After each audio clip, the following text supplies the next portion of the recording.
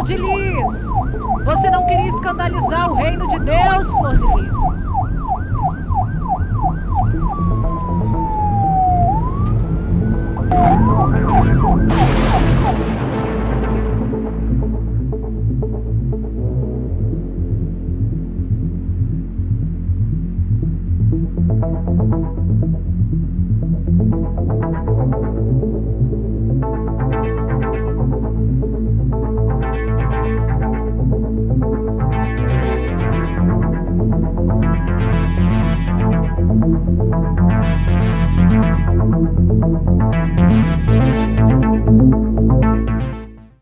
Olá, minha gente! Bom dia, boa tarde, boa noite, para quem nos verá no gravado de qualquer lugar desse mundão de meu Deus. Hoje vamos falar sobre um caso aqui inusitado no canal, caso Flor de Lis, né? Para quem não conhece o canal, caso Flor de Lis, a pastora, ex-deputada federal, cantora gospel condenada a 50 anos de prisão pela morte do seu marido, pastor Anderson do Carmo, por outros crimes também relacionados a este caso do pastor. Hoje, eu com muita honra aqui mesmo, mas com muita honra, eu vou receber a promotora do caso, a doutora Maria Paixão, que esteve no julgamento da Flor de Lis e fez um belíssimo trabalho. Eu sei que vocês estavam esperando por isso, essa grande conversa sobre o julgamento de Flor de Lis, tá? Então a gente vai começar a falar disso agora. Vamos lá, eu vou chamar a doutora. Ela já está aqui esperando. Doutora Maria, bem-vinda! Obrigada, Fernanda. Eu agradeço, em nome do Ministério Público, o convite. É sempre um prazer poder divulgar o trabalho da nossa instituição, que vive para a sociedade, para atender o interesse público. Então, é sempre um prazer quando os meios de comunicação nos chamam para falar sobre um trabalho para a sociedade. Obrigada, doutora, mesmo. Posso falar você, doutora? Claro. Muito jovem, né? Então, nós vimos você uma promotora muito pontual, muito precisa, muito assertiva em todas as colocações. Quanto tempo você tem de Ministério Público e como foi se deparar com um caso desse, já de cara, que a senhora acabou de assumir a terceira vara, né? No lugar do Dr. Carlos, ou estou errada? Então, na verdade, o Dr. Carlos ele foi removido lá da terceira vara, da terceira promotoria, junto à terceira vara, no movimento normal dentro do Ministério Público, por escolha dele de remoção. Quem ocupou a titularidade dessa vaga foi um promotor que hoje está afastado porque está no GAECO. Então, quando o promotor titular está afastado, outros promotores, eu sou regional, por exemplo, podem ocupar aquele local. Como eu já tinha, em outras oportunidades, atuado ali no júri de Niterói e conhecia o processo, eu compus essa força-tarefa para realizar o júri da Flor de Lis e dos filhos. Eu tenho...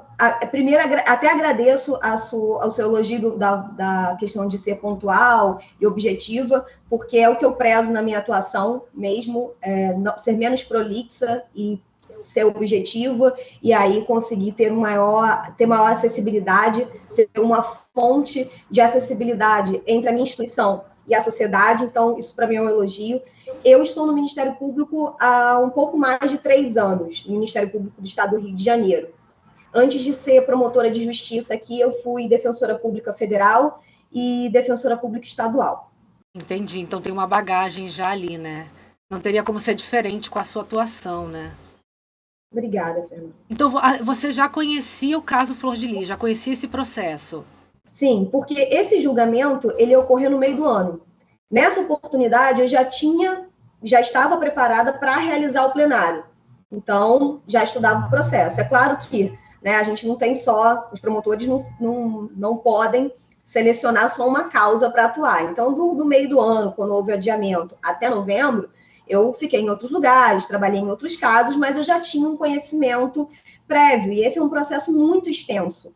Ter um promotor que já tem um contato é importante. Então, eu, junto com o doutor Décio, que realizou o segundo plenário, e com o Dr. Carlos, que está nesse processo desde o início, compusemos essa força-tarefa e realizamos juntos, em equipe, esse terceiro plenário com a condenação da principal acusada, né, a mandante do homicídio. Doutora, e como é que é essa preparação para um caso midiático? Um caso midiático requer muita atenção, porque está todo mundo em cima de erros, certo? Sim. Como que é essa preparação de 3 promotores ali, cada um na sua função, um que já não está mais, enfim, e voltar? Como foi essa, que você puder falar, obviamente, né? Para a gente, para os juristas, para o público, para os entusiastas de direito, né, de tribunal do júri entenderem. Como que é a preparação de 3 promotores, né, com essa bagagem, para um caso complexo, midiático e com vários réus? Como foi essa preparação? Dias? O que foi feito? Onde foi buscado a mais? Como foi isso, doutora? Então, a nossa preocupação é que todos conhecessem todo o processo, mas inviável que todos dessem a mesma atenção a todos os pontos, porque o processo é muito extenso, muitos celulares apreendidos, a análise de muitas conversas, não só conversa de WhatsApp, por exemplo, que é algo que se pensa logo no celular. A gente tinha que acessar todo o conteúdo. A gente achou elementos interessantes, por exemplo, em parte de gravação de captação ambiental do celular. Então, a nossa preocupação era, todo mundo tem que conhecer tudo. Mas a gente se dividiu no que a gente entendia que era mais adequado ali para a função de cada um. Nós fizemos várias reuniões também, e já adianto, fora do horário de expediente, porque cada um já tinha suas outras atividades e cientes da importância, da complexidade, marcavam reuniões, às vezes, sexta-feira de noite, a gente estava reunindo para dividir, para separar qual celular que um tem que dar atenção, qual celular que o outro tem que dar atenção. E aí, um ponto interessante desse processo de mídia, né, que há todo um aspecto extraprocessual também. Quando eu gosto de fazer júri, eu faço bastante júri, a gente tem um processo para trabalhar. Então, eu preciso estudar o processo quando eu faço um júri. No caso desse processo, nesse caso da Flor de Lis, as notícias não param, né? Então, a gente, para além do processo, quais são as entrevistas que estão sendo dadas? A gente tinha acesso, às vezes, com possíveis teses da defesa, numa entrevista que era dada numa televisão. Então, além de estar focado no processo, que já é imenso, com horas e horas de conteúdo gravado, celulares, computadores apreendidos, a gente ainda tinha que dar atenção para o que já era adiantado pela própria defesa técnica ou envolvidos ali na mídia.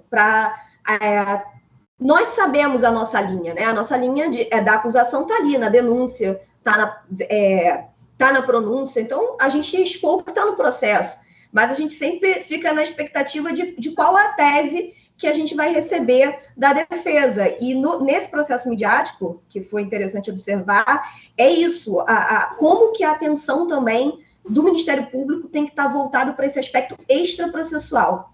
E foi um esforço, nós, assim, os 3 estão muito cansados, mas estamos satisfeitos, pelo menos, com o resultado que a gente obteve em relação à ré Flor de Lis e à ré Simone. Vocês também sofrem desse cansaço até hoje desse júri? Sim, comentava até com meus colegas outro dia que hoje é dia 2, né? Daqui a 5 dias vai fazer um mês que foi o primeiro dia do júri. A sensação que eu tenho é que o júri aconteceu há 2 semanas, tão intenso que foi. A gente realmente parou as nossas vidas para realizar aquele plenário. Eu não conseguia, nos 7 dias que foram no julgamento, eu não fiz nenhuma outra atividade que não fossem as minhas necessidades básicas e a minha presença ali no caso, e isso fica na cabeça o tempo todo. Acho que todos que estiveram envolvidos passam por isso, e isso também reflete a importância que a gente sabia do resultado desse plenário para a sociedade, então, ciente da nossa função, a gente estava bem envolvido e ficamos bem cansados, assim, é algo que a gente conversa entre a gente, como nós ficamos cansados com tudo isso. Exatamente, imagino vocês, nós estamos ainda, eu ainda não descansei, imagino vocês que tem essa pressão psicológica também em cima, né? Vocês, a defesa também deve ter, não sei, enfim, todo mundo, né? Então a gente não tem essa responsabilidade que a imprensa não tem, mas assim, a gente está cansado até hoje, até agora não se recuperou. Você acha que os réus, o julgamento em si, se perde um pouco quando tem tantos réus, assim, num caso complexo como esse? Então, eu vou dar até minha opinião, tá? E isso, dentro do Ministério Público, a gente tem a nossa independência funcional, que a gente chama, né? Não quer dizer que um promotor está agindo certo, outro promotor está agindo errado, mas é a nossa independência dentro do que estiver em conformidade com a lei. Processos com muitos réus, eu tenho uma dificuldade, porque eu acho que fica mais difícil para individualizar a conduta. Né? A gente tinha ali 2h30 para falar da conduta de 5 réus. Mas também, nesse caso, muitos são os envolvidos. Né? Então, seria difícil ali separar. Apesar dessa dificuldade, e eu atribuo a absolvição dos filhos, né, do André, da Marzia e da neta Rayane também, talvez pelo pouco tempo que a gente teve para expor as provas em relação a eles, e muitos envolvidos. Para além dos cinco réus, era uma família extremamente numerosa, com uma dinâmica completamente diferente do padrão, se a gente pode chamar assim. Além disso, né, a gente tinha pessoas que tinham mais de um nome. Várias vezes, se for consultada a ata, né, do julgamento, é possível perceber que os jurados pedem para que os acusados se identifiquem, porque eles estão confusos em relação aos nomes e às condutas. E a gente fala tantos nomes no julgamento, para além daqueles 5, né? A família, as testemunhas, pessoas com 2 nomes. Então, acredito que isso dificulta, sim, mas é uma característica desse próprio caso. O envolvimento de tantas pessoas não teria como ser diferente, até porque, né, nesse caso, tem uma questão ali de influência, de aquele aspecto do grupo, daquela comunidade. Toda, né?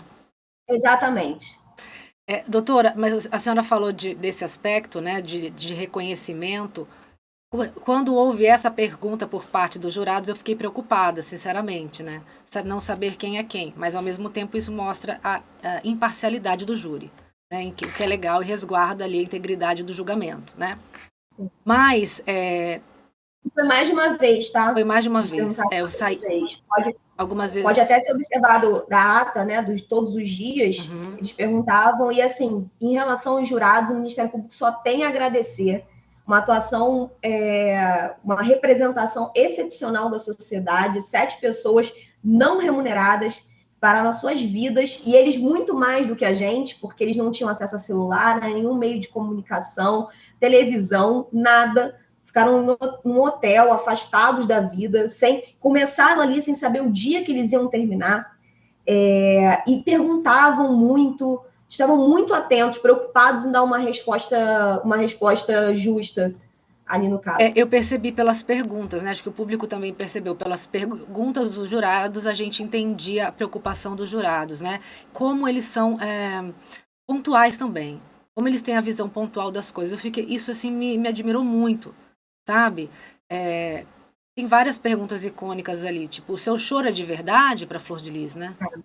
Isso ficou. E aí, nesse aspecto é interessante, por quê? Né, os réus, não tem nenhum problema de um réu falar que não quer responder a pergunta do Ministério Público, porque se ele tem direito de ficar ao silêncio, esse silêncio pode ser total ou parcial.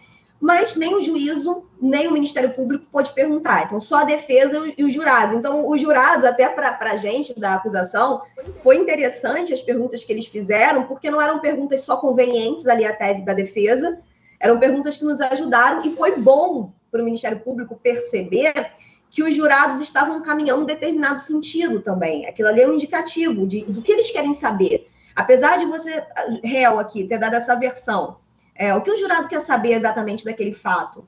Então, as perguntas foram muito boas. Eu só tenho a agradecer. Eu fiz outros júris em Niterói depois disso. Esses jurados foram dispensados com toda razão, mas eu sempre agradeço a eles em nome dos jurados que compõem os novos conselhos de sentença, né? Porque foi realmente uma atuação excepcional dos jurados. Apesar disso tudo que nós falamos até agora, né, aqui, o jurado ouve, por último, a tese da defesa, como você citou agora também, doutora. Houve muito, e muito tempo. E foi uma construção minuciosa e exaustiva. Um psicólogo falando por 2 horas ou mais de 2 horas sobre abuso contra a mulher e tudo isso que a gente está vendo acontecer em todos os casos agora, onde tem réis mulheres. Né? Essa construção. A gente não sabe aonde isso vai chegar. Em que parte que isso é verdade e que parte isso não é verdade. A Flor de Lis a gente vê porque ela não consegue realmente se expressar. Ela tem algumas questões aí, eu acredito também. Mas assim, depois de 6 dias de júri, de 12 horas cada dia, sendo que o sexto virou à noite, foram 24 horas, certo? As pessoas não sabendo direito quem era quem. São vários crimes imputados a alguns, a outros, uns mais, uns menos, certo? Eu entendo que existia essa dúvida inicial, mas que no momento da votação, pelo que a gente pôde perceber, a gente não se comunica com os jurados, mas que os jurados sabiam quem eram as pessoas que estavam ali sendo acusadas. Essa dúvida foi inicial em razão da quantidade de nomes. Mas, por parte do Ministério Público, a gente acredita que, no momento da votação, isso foi bem explicado, e eles sabiam quem eles estavam julgando. Não. Isso, eu acho que merece ser pontuado. Sim, com certeza, mas eu não digo referente a isso, não. Eu digo referente aos crimes mesmo. Essa daqui é a Simone, a filha da Flor de Lis. Ela é acusada de homicídio tentado e homicídio triplamente qualificado. Essa aqui é a Rayane. Ela é só acusada disso. A Marzia só disso. A Flor de Lis... Como é que fica nesse momento, depois de 7 dias, o último de 24 horas, para pessoas leigas entenderem essa questão? 4 réus? 5 réus. Foram 4 réus, né? 5 réus. 5 réus e cada um com mais de um crime, né? Além da dificuldade de a gente explicar crimes conexos, que o homicídio a gente está acostumado ali no júri, é mais fácil de explicar, mas a gente tinha crimes conexos, como, por exemplo, a associação criminosa. Então, era uma preocupação do Ministério Público, essa parte até no plenário foi uma preocupação minha, é uma preocupação que eu sempre tenho quando realizo o plenário, é que o jurado entenda o que ele está votando, qual crime que está sendo ali, qual conduta que está sendo imputada a cada um dos acusados. No momento que a gente vota, né, a votação, os quesitos, eles são feitos por pessoa e por crime. E a juíza, presidente, no momento em que ela antecedia, né, vamos abrir agora um exemplo, a votação em relação à Flor de Lis no homicídio consumado. Ela pontuava isso. Explicava. E explicava o que era cada quesito e qual era a resposta que o Ministério Público esperava daquele quesito e qual era a resposta que a defesa técnica esperava daquele quesito. Então, eu acredito, sim, houve um cansaço ali na hora, evidente, né? Nós somos humanos e a gente estava trabalhando há quase 24 horas, mas houve esse cuidado, como sempre, da doutora Neares, que é uma juíza excepcional do Tribunal do Júri. Eu falei isso em outras oportunidades. O Estado do Rio de Janeiro tem muita sorte de ter uma magistrada que faz valer a sua competência e busca sempre conduzir os julgamentos até o final para garantir a justiça. E a doutora Neares a sociedade do Rio de Janeiro tem muita sorte de ter uma magistrada como ela. Sem dúvida, é verdade. E ela é muito inteligente na forma de conduzir aquilo, né? Uma defesa muito estruturada, muito sagaz, né? Muito bem construída. A doutora Neares, ela se antecipava, até ela não deixa se criar. Vou falar no popular, ela não deixa ninguém se criar, né? Ela se impõe de uma maneira muito própria, mas muito correta. Ela não ultrapassa as barreiras da arbitrariedade, essa questão assim. A doutora Neares, sem dúvida, foi um diferencial desse caso e nós temos muita sorte realmente de termos aqui no Niterói, no Rio de Janeiro e no Brasil uma juíza desse calibre, né? Desse patamar que é a doutora Neares e dos senhores também, do promotor doutor Carlos, que é incrível, que esconde o jogo dele o tempo inteiro na hora que está inquirindo, né? A gente não sabe o que ele vai fazer. Alguns a gente já sabe o que vai fazer, tem técnicas explícitas, o doutor Carlos não tem, né? E 2 promotores jovens, que a gente não tinha visto, no caso, o doutor Décio participou do penúltimo julgamento, mas ele ficou mais quieto ali observando. E nesse julgamento da Flor de Lis, todos vocês atuaram e mostraram uma coordenação, uma sintonia, uma afinação muito, muito precisa mesmo, né? Então, isso foi treinado, isso foi trabalhado por vocês. Sim, cada um, né? A gente não tem, são pessoas que estão ocupando cargos públicos, né? Então, as pessoas têm que cumprir a lei, têm que cumprir as missões constitucionais e legais das suas instituições, mas as pessoas têm seu jeito, especialmente no júri, é algo que a personalidade, de alguma forma, apesar da gente saber que é a impessoalidade que guia todo o serviço público, a personalidade de um ou outro membro vai no sentido ou no outro. Acredito que cada um ali, com as suas personalidades diferentes, contribuíram para esse resultado e foram importantes num ou em outro ponto do julgamento. Entendi. E aí, baseado nisso, em tudo que nós falamos também, voltando aqui agora um pouco, se o André tivesse sido julgado no penúltimo júri, a situação dele poderia ser diferente? Acredito que sim. Poderia ser diferente. Sim, é importante, né? A gente estava ali com a Simone e com a Flor de Lis. A gente tinha muitos elementos em relação a elas. Então, a gente, talvez ali no plenário, fazia parte do processo, mas a gente não teve o tempo suficiente para expor tudo em relação ao André. O André, a gente tem mensagens do André comprando veneno, por exemplo. E nesse ponto do André, é importante colocar que o André foi acusado da prática de 3 crimes. E o Ministério Público pediu absolvição em relação a 1, mas pediu a condenação em relação aos 2. Eu acredito que isso tenha ficado claro para o jurado. E o André, é importante, o jurado reconheceu em relação ao homicídio tentado a materialidade e a autoria. Ou seja, o jurado falou, o pastor era envenenado e o André participou do envenenamento, mas absolveu no 3º quesito. Então, apesar do jurado reconhecer a participação, o absolveu. Como é que pode isso, doutora? Como é que... Então, houve uma reforma no Código de Processo Penal que mudou a forma de quesitação e trouxe esse terceiro, que a gente chama de quesito genérico, que que prestigia a soberania do jurado. E é isso mesmo, é como se ele dissesse, olha, foi a tal pessoa que fez, eu reconheço que foi, mas eu absolvo. Qual o motivo? Não precisa fundamentar. Isso é uma reforma porque antes, por exemplo, absolveu por legítima defesa. Isso vinha claro num quesito. Com essa reforma, é um quesito que a gente chama assim, quesito absolutório genérico. O jurado pode absolver sem dizer por quê.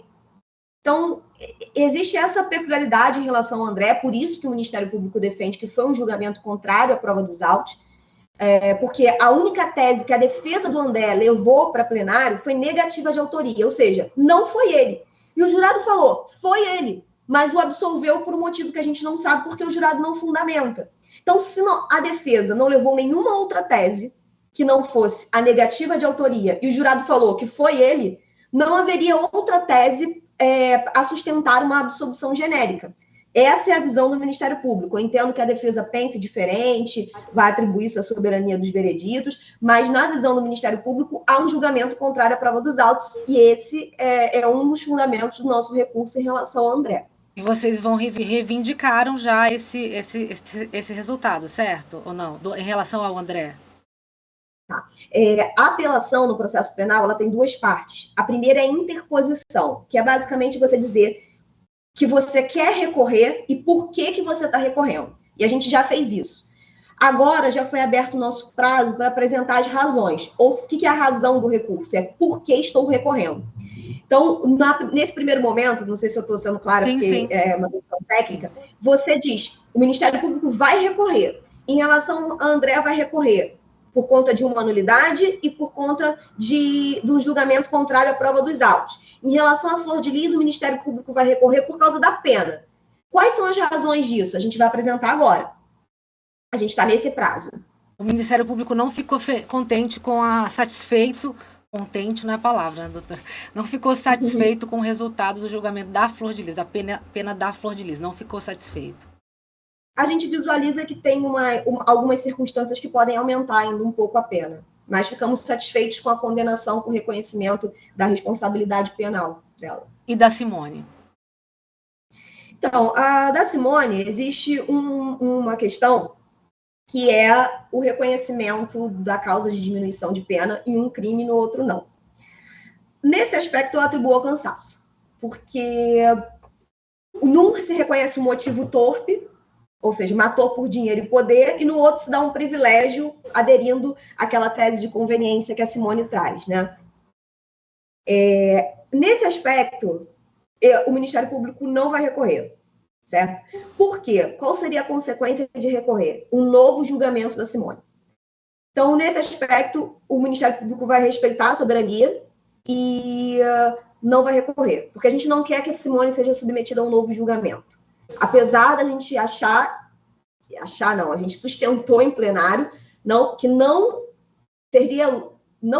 é compatível com as provas do processo causa de diminuição de pena. Como bem exposto no plenário, a gente mostrou conversas entre a vítima e a réu Simone que demonstram uma relação amistosa, bem diferente daquela colocada pela réu no seu interrogatório. Mas, nesse ponto, não haverá recurso do Ministério Público. E até aquela mensagem do tadinho, né? Sim. Da Simone. Essa mensagem da Simone foi, né, na verdade, a gente não sabe como, ela deve ter encostado no celular dela, fez uma captação de áudio ambiental, numa conversa que ela estava tendo com uma das filhas, e que ela fala, não vou lembrar aqui a exata palavra. A Xoxó tá tentando matar o Niel. Tadinho, o Niel vai morrer assim.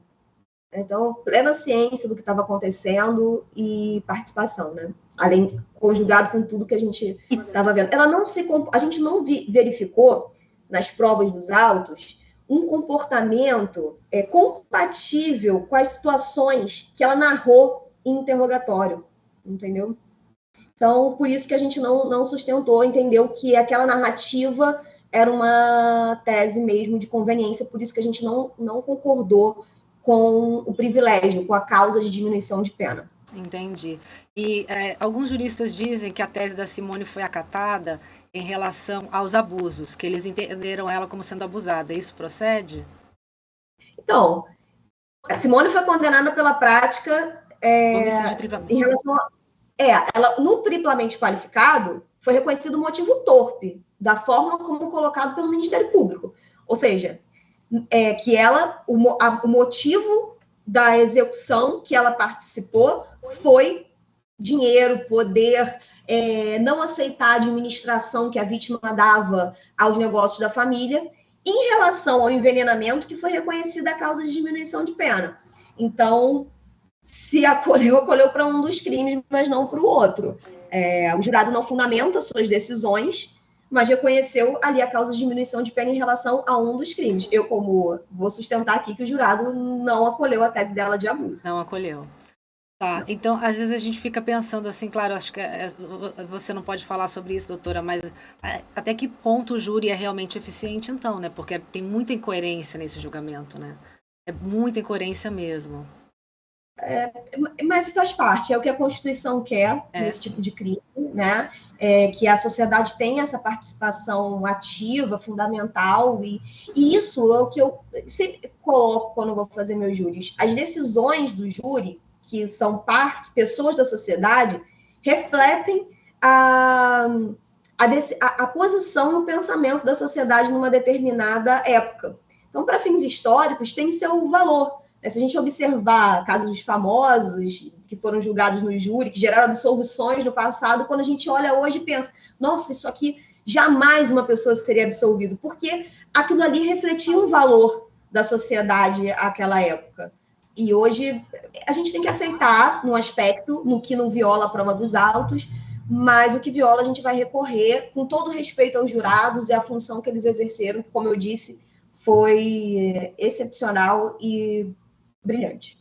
Num caso desse, seria melhor para o Ministério Público se fossem julgados em separado, cada réu ali? Ou menos alguns?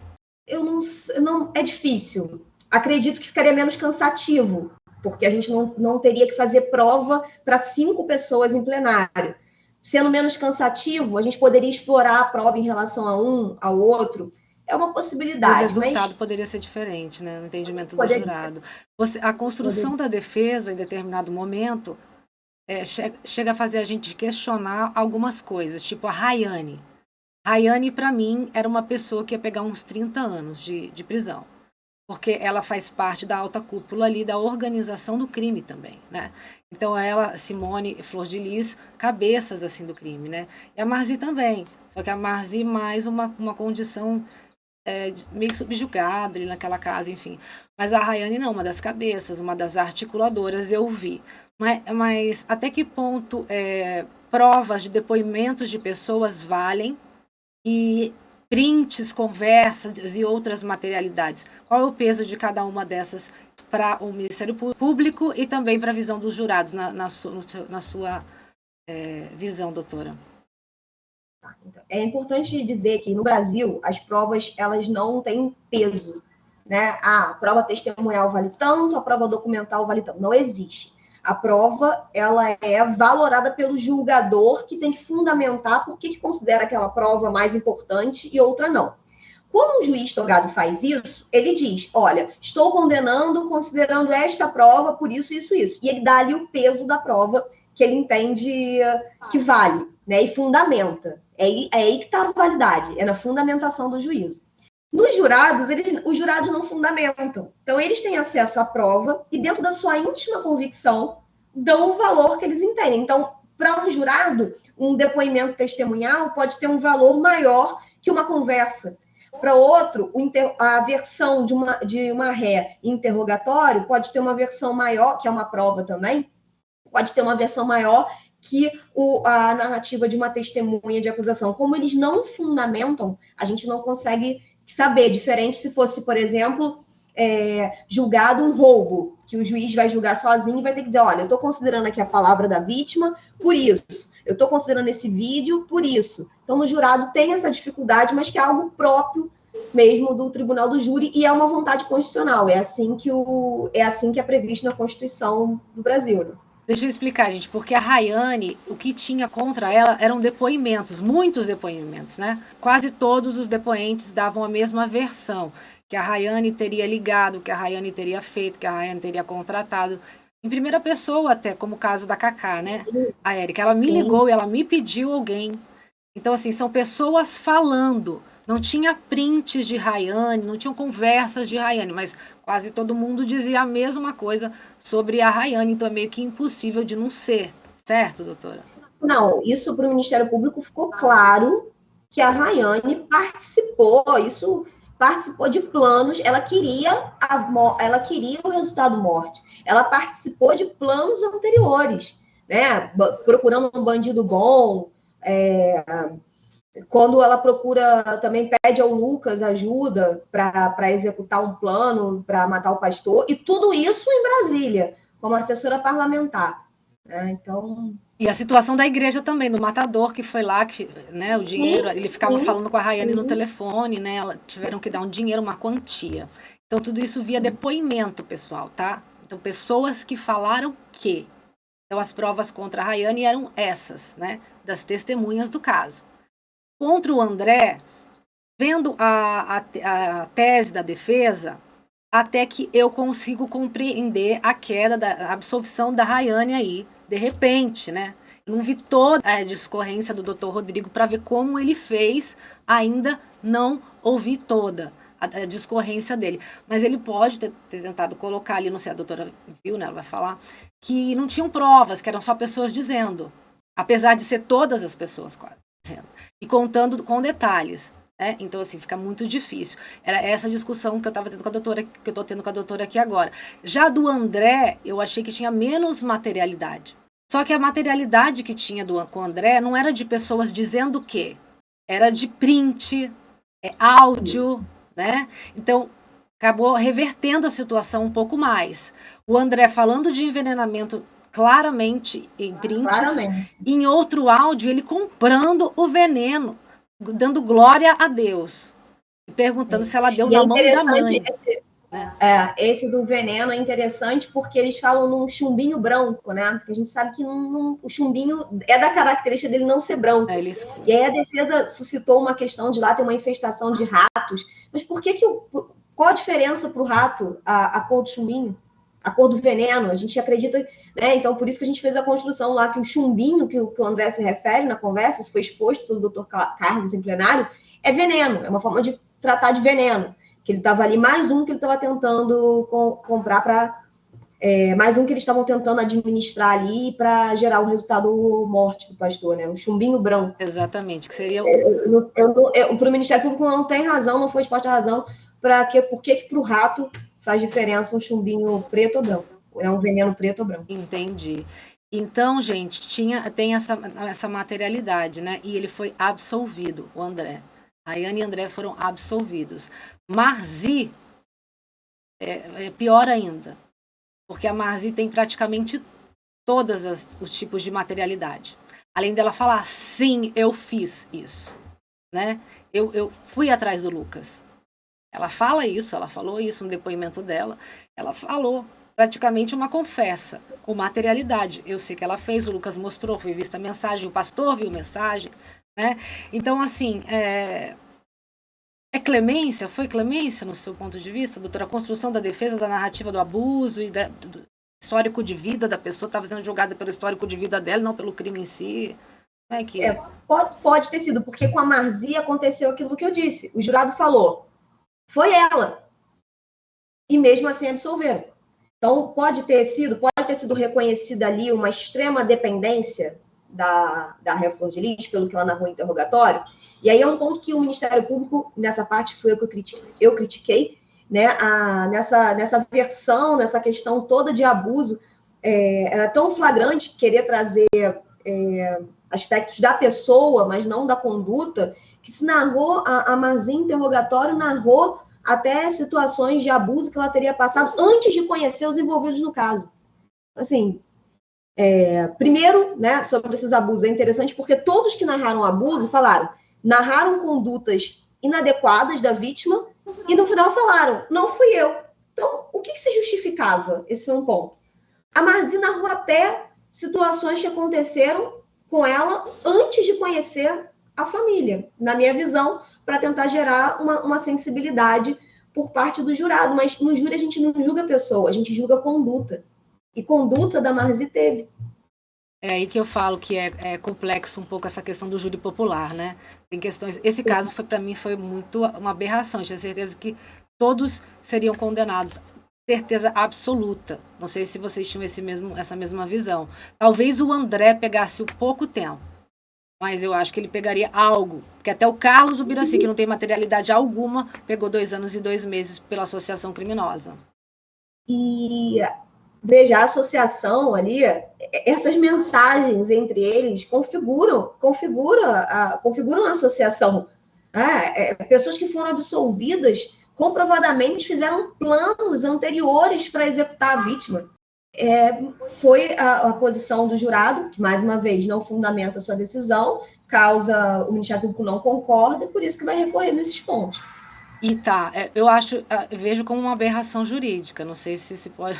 Eu vejo, porque a gente que conhece bem o caso, não consegue compreender realmente, não consegue. A pessoa dizer que fez, tem áudio dizendo que ela fez, e ela ser absolvida. A pessoa falou assim, não, ela é inocente do quê?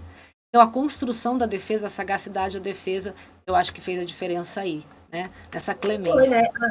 Sim, a defesa vem, esse processo já dura algum tempo, é o terceiro julgamento. Uhum. A defesa já tentou emplacar algumas teses que foram caindo, porque foram sendo condenados, né? E aí, nesse julgamento com réus, né, réis majoritariamente do sexo feminino, veio com essa nova onda da defesa, que eu coloquei isso no plenário, não tem problema de falar de novo. O problema contra a mulher, especialmente a violência sexual, é gravíssimo. Eu já atuei em violência doméstica. O Ministério Público tem total interesse em buscar e investigar e punir o que ocorre nesse sentido. Agora tem uma mulher provavelmente sendo abusada, e é um desserviço quando a gente levanta essa tese de forma leviana, é um desserviço a todas as mulheres que precisam da proteção do Estado e que acabam com suas versões caindo em descrédito quando a gente tem essa tese sendo levantada assim, dessa forma.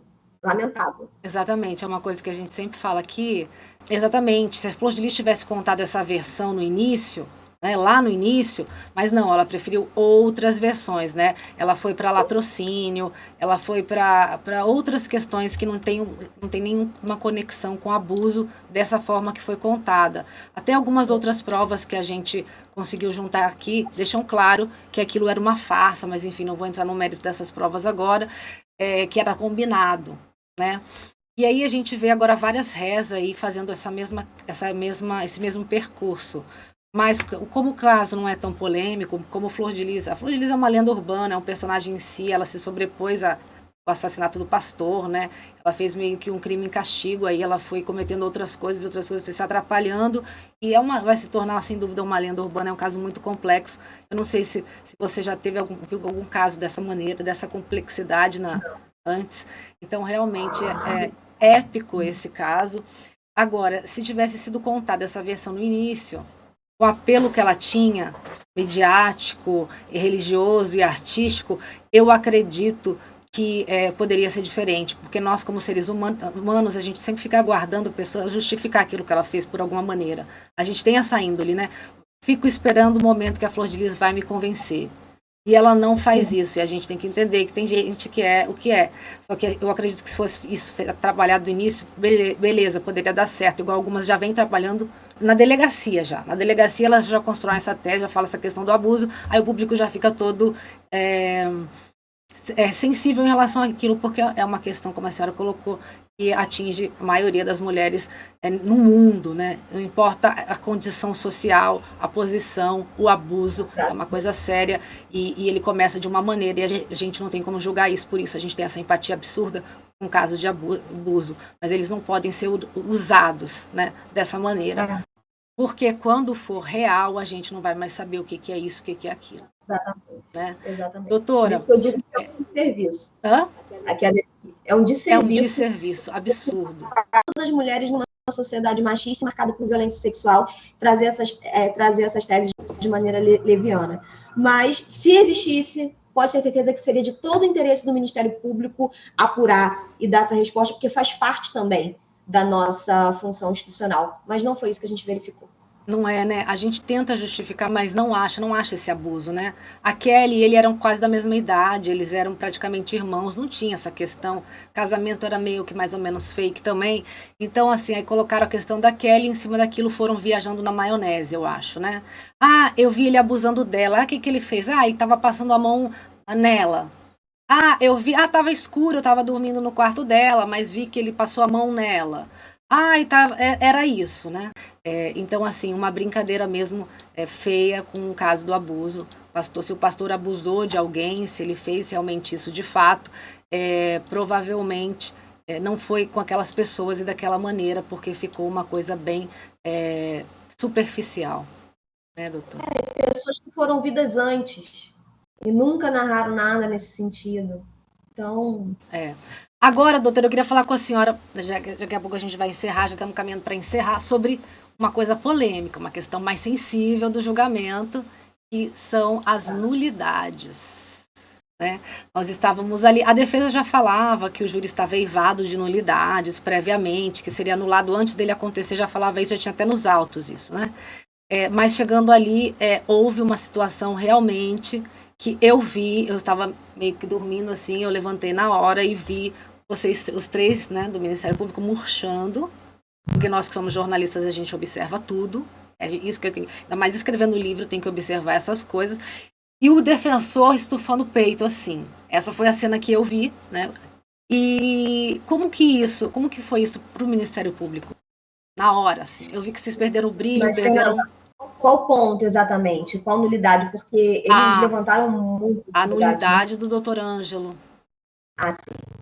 Bem, todo o pessoal que está acostumado a tratar com júri sabe que o silêncio, o réu tem direito de ficar em silêncio, falar à parte ou falar parcialmente, ou ficar em silêncio totalmente, e isso não pode ser usado contra ele. O doutor Ângelo, como assistente de acusação, pôde falar certo período ali no momento da réplica, e ele começou a falar da sua experiência como advogado e como ele orientava os clientes dele, réus, em processos criminais. Quando o Ministério Público percebeu o que vinha, né, a defesa também percebeu o que vinha, que é uma nulidade, falar sobre isso, imediatamente o doutor Carlos fez a sua intervenção e falou, não, o Ministério Público não concorda com isso, não é essa posição, e na visão do MP, o doutor Carlos conseguiu explicar aos jurados o que essa garantia constitucional do silêncio, e por isso não houve prejuízo. É importante também dizer que quem é parte naquele processo é o Ministério Público. O assistente de acusação, que é a família do Anderson, né, representada pelo doutor Ângelo, não é parte. Parte é o Ministério Público. Para os jurados, que o Ministério Público, como parte, entende a garantia constitucional do silêncio e não usou de forma... E sabe que essa garantia, de forma alguma, pode ser usada contra o réu. A parte do desânimo que você narra, Fernando, talvez porque estávamos muito cansados ali, naquele momento, já caminhando para o final da nossa fala, quando a gente viu um início de fala que a gente não concordava por parte do profissional que estava ali para assistir o Ministério Público, né, para ajudar na acusação. Mas a gente manifestou de pronto a nossa discordância com a posição do assistente de acusação. O Ministério Público, como parte, deixou bem claro ali todos os direitos e garantias dos réus em seus interrogatórios. Nós nos manifestamos assim na ata. A doutora Neares, no primeiro momento, já entendeu que não houve nulidade. Então, essa pode ser uma tese que a defesa pode levar no seu recurso e que as réis sejam submetidas a novo julgamento. Pode acontecer, mas nesse primeiro momento, a juíza presidente entendeu que não houve nulidade e o Ministério Público entende que, apesar do início infeliz da fala, houve ali um pronto rebate da parte do processo, que é o Ministério Público. E que isso foi bem explicado e exposto ao jurado. Então, a gente não sabe ainda se vai ou não ser anulado. Isso pode demorar quanto tempo para ser decidido, doutora? Não tem tempo? Não tem tempo, mas o Ministério Público vai se manifestar da mesma forma que se manifestou na sentada do julgamento, dizendo que não houve prejuízo, não houve uso do silêncio contra os réus. Isso foi muito bem explicado pelo Ministério Público, que além de parte é fiscal da ordem jurídica e não pode admitir a violação de nenhuma garantia dos acusados. E isso a gente entende que não houve a utilização do silêncio em prejuízo dos réus. Ficou claro para os jurados quais são as constitucionais dos réus nesse sentido, e é o que a gente vai falar em contra-razões. A gente é contra a anulação do julgamento com esse fundamento. Tá, e havendo um novo julgamento para as pessoas que estão assistindo, o que vai acontecer? Quem vai ser julgado de novo? Vai ser a mesma coisa? Todo mundo vai voltar? Como é que é? O público pergunta muito isso. Então, o Ministério Público, no seu recurso, por quê?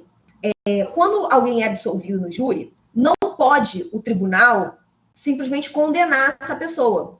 Eu posso dizer, essa absolvição foi contrária à prova dos autos. Se o tribunal entende isso, ele tem que mandar a pessoa a novo julgamento. O PP quer com recurso, que é o novo julgamento da Marzia, do André e da Rayane. O Ministério Público não quer novo julgamento da Flor de Lis e da Simone. O que a gente quer é a alteração da pena. E isso pode ser feito pelo tribunal. A defesa, por outro lado, está satisfeita com as absolvições e está insatisfeita com as condenações de Flor de Lis e Simone. E nesse aspecto, seja por razão de nulidade, seja por razão de julgamento contrário à prova dos autos, eles vão pedir novo julgamento, porque não pode o tribunal absolvê-las. Qualquer decisão de condenação ou absolvição depende de um júri. Então, se for modificado o que esse júri decidiu, vai ser para ter novo julgamento. Então, a defesa quer que Flor de Lis e Simone sejam julgadas novamente, e o MP quer que André, Marzi e Rayane sejam julgados novamente. Pode acontecer de um ser vitorioso nas suas pretensões, e a gente ter o julgamento de todos ou de parte. Isso depende da forma como o tribunal vai analisar os recursos de apelação da defesa e do Ministério Público. E também pode acontecer de, né, Simone e Flor de Lis, por exemplo, o tribunal reconhecer em relação a uma delas e a outra não.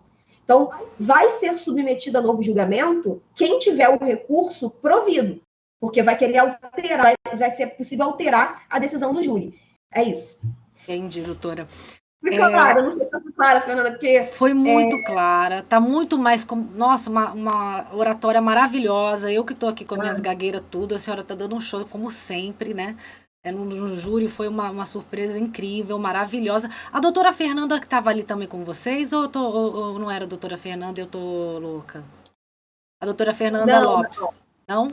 Não, a doutora Fernanda fez o segundo julgamento, ela é titular do terceiro tribunal do júri da capital, mas ela não participou, pelo menos ativamente ali com a gente, apesar de ser uma promotora incrível Também. E ter me dado muito apoio nos bastidores, mas ela não participou desse julgamento diretamente. Foi muito lindo ver o trabalho de vocês, viu? Muito lindo mesmo. Tinha uma pessoa ali que eu achei que fosse ela ajudando ali no computador, ali na... Acho que era a nossa assessora. Ah, tá. Ela parecida. A doutora tá num caso também, a doutora Fernanda, que a gente trabalha aqui, que é o da Cíntia Mariano, parecido com Flor de Lis, envenenamento, crianças, enfim, uma outra coisa aqui. Mas, doutora, eu queria agradecer muito pela sua presença aqui, tá? Espero poder recebê-la aqui novamente, eu, Marconde, seja quem for, contar sempre com a senhora aqui na Rede Rio. Eu admiro demais o seu trabalho, eu estava falando, foi uma surpresa maravilhosa para mim ver o seu desempenho, o Dr. Décio, o Dr. Carlos eu já conhecia. Então, assim, que incrível ver, assim, jovens tão... Quem veio falar pensa que eu tenho 80 anos, mas é na sua profissão, né? Jovens tão competentes, né? Tão profissionais, tão preparados, tão focados naquilo que estão fazendo. Num caso complexo que eu conheço, por isso que eu estou falando. Eu conheço esse caso, eu achei que não poderia não dar certo. E foi incrível. E antes de encerrar, eu só queria falar uma coisa que eu ia me esquecendo aqui. Os dois promotores chegaram na hora da sustentação oral. Certo? A doutora Neary estava colocando uma pressão em você ali, liga logo, a gente estava vendo, cadê eles? E quando eles chegaram, ela deu uma esculachada, né? Nos promotores, isso tá gravado, né? Achou um desrespeito. O que foi aquilo? Foi uma estratégia do Ministério Público? O que foi essa situação de não assistirem nenhum depoimento dos réus do caso, né? Então, Fernanda, o que acontece? Nós éramos 3 promotores, né? Lembrando que a defesa, pelo menos em plenário, 8. No início do dia, no sábado, a gente ficou sabendo que não haveria intervalo antes da sustentação. Então, a gente não teria um tempo para sentar e organizar e reunir as provas. Porque, além de tudo, foram produzidas diversas provas em plenário. Então, a gente não teria tempo de pegar aquilo, organizar para começar a falar.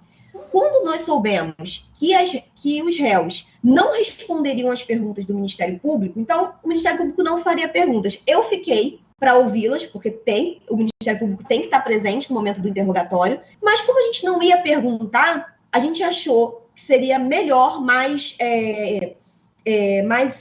estratégico ali para a nossa acusação, que o Dr. Carlos e o Dr. Décio ficassem organizando as nossas provas. Então, eles estavam no fórum, estava no 5º andar, na sala que a gente tinha de apoio, ali no fórum. Eles ficaram organizando as nossas provas enquanto eu acompanhava os interrogatórios, já que a nossa participação no interrogatório não seria tão relevante, já que a gente não poderia perguntar. Então, era mais para observar ali, fazer alguma impugnação, e eu estava ali representando o Ministério Público nesse sentido.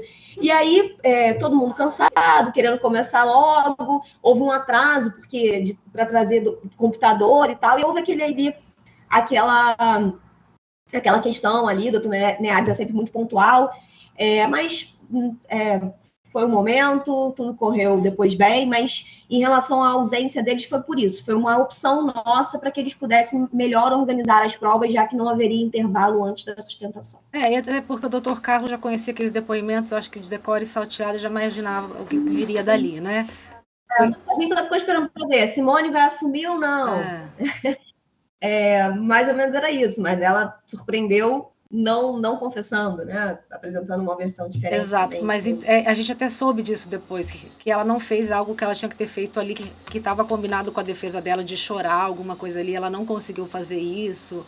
É engraçado ver como as coisas se movimentam ali no dia ainda, né? Tanto da parte da defesa, que tinha 8 pessoas trabalhando o tempo inteiro, ninguém parava, quanto do Ministério Público, que estava em um número menor, né? Mas também ali sem parar, né? Eles ali, eles não optaram por não estar vendo aqueles depoimentos para estar tentando rebater provas, né? Sim. Então, assim... Eles estavam no fórum, chegaram no fórum junto comigo. Foi uma opção nossa, quando a doutora Nery sinalizou que não haveria intervalo, e que a defesa sinalizou também que não deixaria, né, os réus escolheriam não responder as perguntas do Ministério Público, então eu falei, deixa que eu fico, eu vou passando para vocês, eu passava ali para eles, a gente almoçou, pudemos almoçar juntos, então também ali eu falei o que a gente já tinha escutado, o interrogatório, mas foi uma opção nossa, eu acho que diante do pouco tempo ali que a gente tinha para organizar o que foi produzido de prova em 6 dias de plenário, foi a melhor estratégia. Tá, e para finalizar, baseado no conhecimento jurídico, você acha que vai ter um novo julgamento de Rayane Marzi e André, ou em instâncias superiores isso vai ser... Não é o que a senhora que você quer, mas o que você acha juridicamente que pode realmente acontecer nesse caso? Sim, o Ministério Público acredita que haverá, porque o julgamento, a absolvição desses acusados, que continuam como acusados, porque a absolvição deles não transitou em julgado, é manifestamente contrária à prova dos autos. Entendi. E você vai ficar na terceira vara, então, doutor, agora? Não sei. Não sei como vai ser, mas... Porque eu não sou titular, como eu disse, né? O titular pode voltar em janeiro. Eu estou, pelo menos, até o final do ano lá em Niterói. Você é doutor Décio? Isso. Entendi. O júri vicia, doutor? O júri vicia para um promotor? É bacana o júri? Então, é muito personalidade, né? Eu gosto bastante do júri, eu gosto de ir lá, falar, expor, ver isso, que a sociedade pensa de um fato em um determinado momento. Isso é muito interessante. Quando vem uma resposta, então, que eu acredito, e veio uma resposta que representa uma evolução social, sabe? É muito interessante. Eu gosto. É cansativo demais. Eu ontem fiz o último júri do ano em Niterói. Depois da Flor de Lis, eu acho que eu já fiz uns 4 júris. Estou muito cansada, mas é muito satisfatório representar ali a minha instituição, a gente está com aquela roupa, então eu fico muito feliz. Aproveito para agradecer os teus elogios, esses elogios eu recebo pela minha instituição, eu fico muito feliz quando eu posso entregar um bom trabalho representando o Ministério Público. Com certeza fez um trabalho brilhante, o público aí reagiu à altura, né? Não sei se a senhora tem conhecimento, mas foi mesmo um trabalho brilhante dos 3, e especialmente seu, porque você foi uma novidade, né, pra gente. Então, chegando assim, pá! Então, foi muito legal mesmo.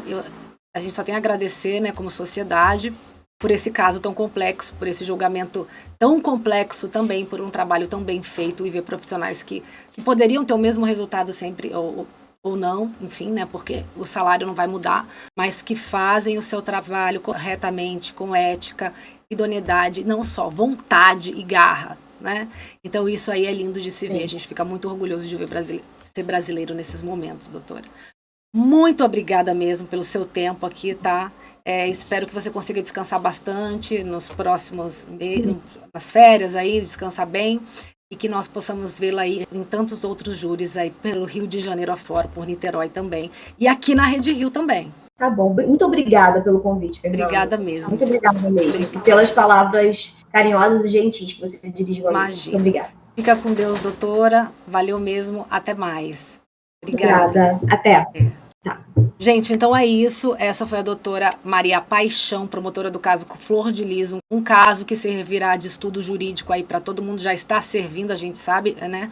muitas pessoas pesquisando sobre esse caso. É um case criminal incrível, fascinante. Então a gente espera ter contribuído também, trazendo a doutora aqui hoje. Mais uma vez eu peço perdão, tá? Pela gagueira, pela correria, o burnout pegando.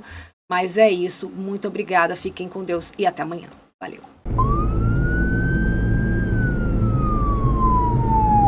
Flor de Lis! Você não queria escandalizar o reino de Deus, Flor de Lis?